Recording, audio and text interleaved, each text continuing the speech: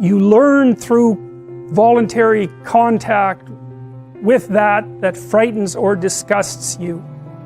Carl Jung said his primary dictum was insterquilinus invenitur, which I'm sure I'm massacring because it's Latin, but it meant in filth it will be found. You always learn when you're wrong, which is very annoying. Now what do you learn when you're correct? You're walking in the world, you're operating in the world, you have a sense of what you want to have happen. You're always looking at the world through this sense of what you want to have happen. You're acting so that what you want to have happen will happen. And when it happens, well, then you're happy because, well, first of all, you get what you want, and that's good, maybe, depending on what you want. But it's also good because if you get what you want when you act, then it turns out that your model of how to act is valid, right? The outcome, that you get what you want, indicates no error on the part of your model. But it's very frequently the case that when you act to get what you want, you don't get what you want. And then that's unpleasant because you don't get what you want. But it's even more unpleasant because it brings with it the hint of a suggestion that the manner in which you're construing the world is incorrect at some indeterminate level. So for example, if you tell a joke at a party, you presume that people will attend, and then when they hear the joke, they will laugh, and then if you tell the joke and it goes flat, or even worse, disgusts and offends people, then you're going to be taken aback, and that's partly because you didn't get what you want, and that's not so good, but it's more because there's something wrong with the way you conceptualize the situation. And then you're faced with a problem, and the problem is the emergence of a domain of the unknown. It's like, well, what kind of mistake did you make? Maybe you're not as funny as you think you are. That could be a big problem. Maybe you're not around people who are the way you think they are. Maybe they don't like you as much as you thought they liked you. I mean, the potential for various paranoid thoughts of increasing severity to come welling up at you in a situation where you make even a trivial social mistake is quite broad. And when you make an error of that sort, you have to face it and sort through all the possibilities so that you can find out what it was that you did wrong and how to retool it so that in the future you don't make the same mistake. You have nothing to rely on in your life that's more crucial to your success as you move through life than your character and your personality. That's what you bring to every situation.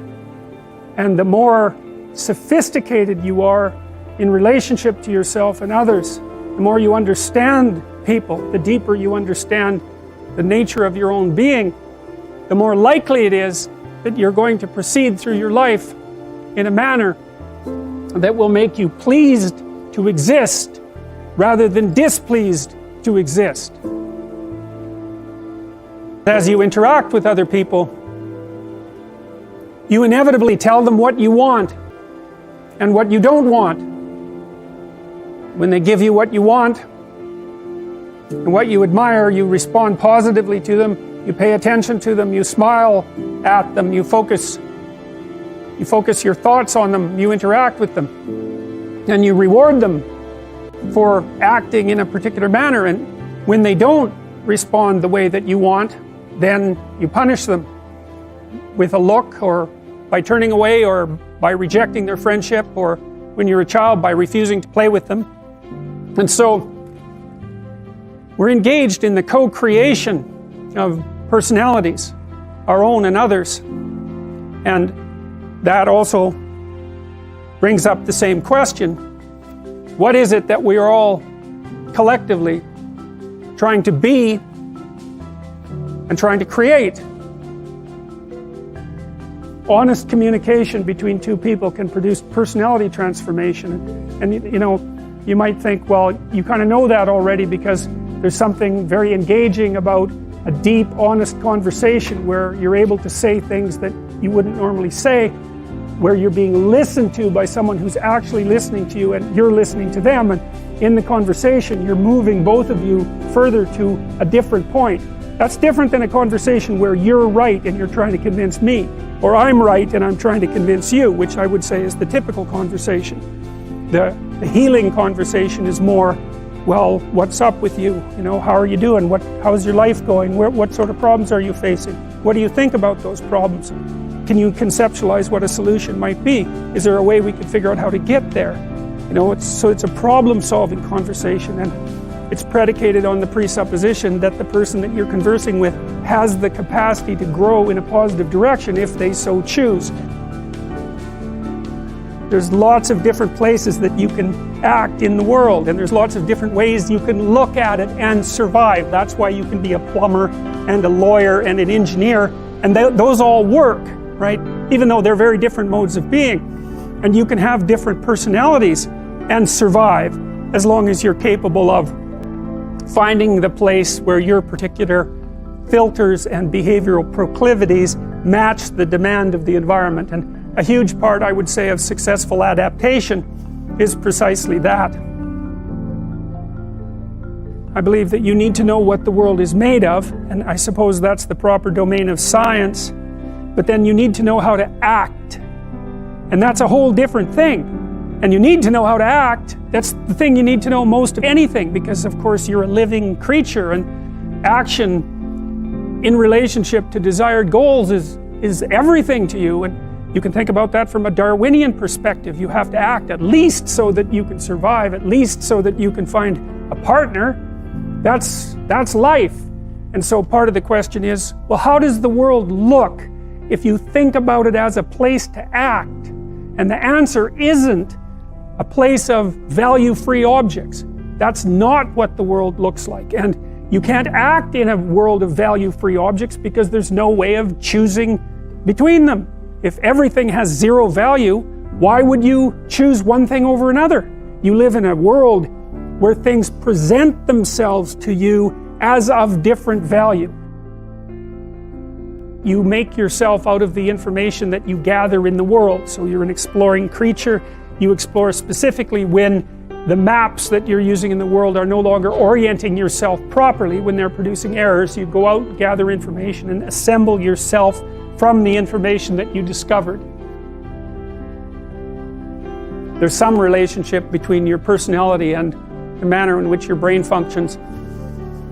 I've often found it useful when I'm trying to remember something to have a story to hang the facts on. Otherwise you're faced with the necessity of doing nothing but memorization, and it isn't obvious to me that memorization actually constitutes knowledge. What constitutes knowledge is the generation of a cognitive structure that enables you to conduct yourself more appropriately in life. And so I suppose you might say that you could argue that a course in psychology, especially in personality, is a course in applied wisdom as well, assuming that wisdom is in part your capacity to understand yourselves so that you don't present too much of an intolerable mystery to yourself, and also to understand others so that you can predict their behavior, understand their motivations, negotiate with them, listen to them, and formulate joint games with them so that you can integrate yourself reasonably well with another person and with a family and in society. You have to figure out ways of simplifying the world, right? Because you just can't do everything. And so people are specialized. They have specialized niches that they occupy. You can think about them as social niches. A niche is a place where your particular skills would serve to maintain you. And so if you're extroverted, you're going to look for a social niche because you like to be around people. And if you're introverted, you're going to spend much more time on your own. And so if you're an introverted person, for example, you're going to want a job where you're not selling and where you're not surrounded by groups of people who are making social demands on you all the time, because it'll wear you out. Whereas if you're extroverted, that's just exactly what you want. And so the extrovert sees the world as a place of social opportunity, and the introvert sees the world as a place to retreat from and spend time alone.